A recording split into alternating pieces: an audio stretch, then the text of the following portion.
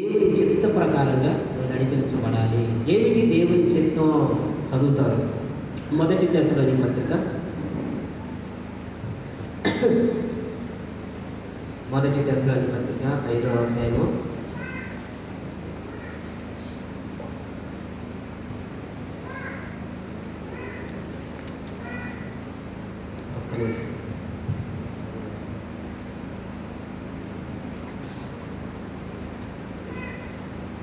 మూడవ వచనం చదువుతారా?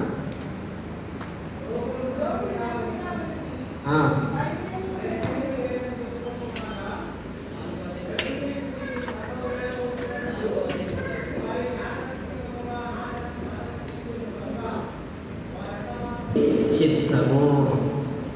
తల పైకెత్తండి.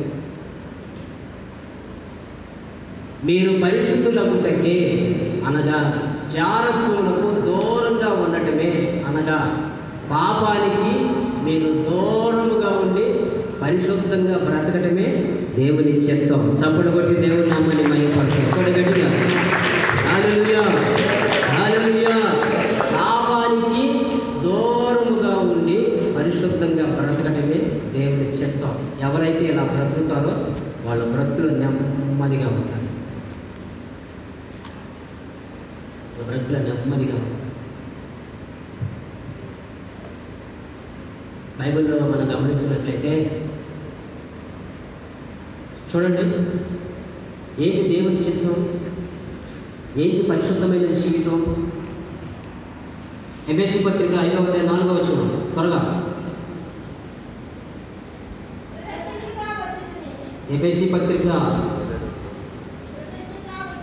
కృతజ్ఞత వచనమే మీరు ఉచ్చరింపవలెను కానీ మీరు బూతులైనను పోకిరి మాటలైనను సరసోక్తులైనను ఉచ్చరింపకూడదు, ఇవి మీకు తగవో.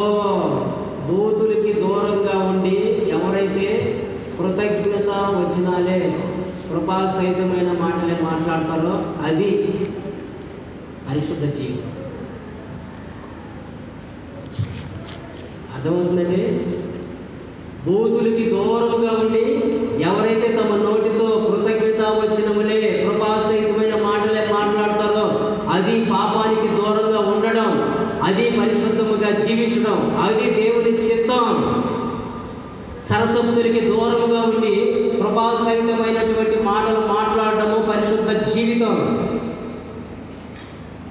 పోకిరి మాటలకి దూరంగా ఉండి ఎవరి కృపాసహితమైనటువంటి మాటలు మాట్లాడటమే పరిశుద్ధ జీవితం. అలా పరిశుద్ధంగా బ్రతకడమే దేవుని చిత్తం. 4:29 కూడా చదువుతారు. ఎఫెసీ 4:29. ఇనువారికి మేలు కలుగునట్లు అవసరమును బట్టి క్షేమాభివృద్ధికరమైన అనుకూల వచనమే మీరు పలుకుడు కానీ దుర్భాష ఏదైనను మీ నోట రాకూడదు. దేవుని చిత్తం అంటే ఏంటో తెలుసా? పరిశుద్ధమైన జీవితం అంటే ఏంటో తెలుసండి? దుర్భాషకి దూరముగా ఉండి ఎదుటి వారికి మేలు కలిగేటట్లుగా అనుకూలమైన వచనాలు మాట్లాడటమే దేవుని చిత్తం. ఎదుటి వారికి మేలు కలుగునట్లుగా, తేలు కుట్టినట్లుగా కాదండి. కొందరు మాట్లాడితే ఎదుటి వారికి తేలు కుట్టినట్లుగా ఉంటుంది. కొందరు మాట్లాడితే ఎదుటి వారికి బాధ కలిగినట్లుగా ఉంటుంది. కొందరు మాట్లాడితే ఎదుటి వారికి నొప్పి కలుగుతుంది. కొందరు మాట్లాడితే మాటలు వేదన కలుగుతుంది. వాళ్ళు దేవుని చిత్తం చేసేవాళ్ళు కాదు. దుర్భాషకు దూరంగా ఉండి ఎవరి ఎదుటి వారికి మేలు కలిగేటట్లుగా అనుకూలమైన వచనాలే, ప్రతికూల వచనాలు కాదు. దుర్భాషకు దూరంగా ఉండి ఎదుటి వారితో అనుకూలమైన వచనాలు ఎవరైతే మాట్లాడతారో అది పరిశుద్ధంగా ఉండడం అంటే అది దేవుని చిత్తం.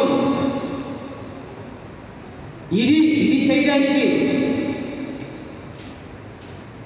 పరిశుద్ధంగా ఉండడానికి నువ్వు పిలువబడ్డావు. 7వ వచనం మొదటి దశలోనికి 4వ అధ్యాయం 7వ వచనం చదువుతారా?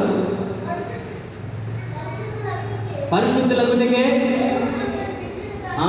ఎందుకు పిలిచాడు దేవుడు? పరిశుద్ధంగా బ్రతకడానికి. పాపానికి దూరంగా ఉండి పరిశుద్ధంగా బ్రతకడానికి దేవుడు మనల్ని పిలిచాడు.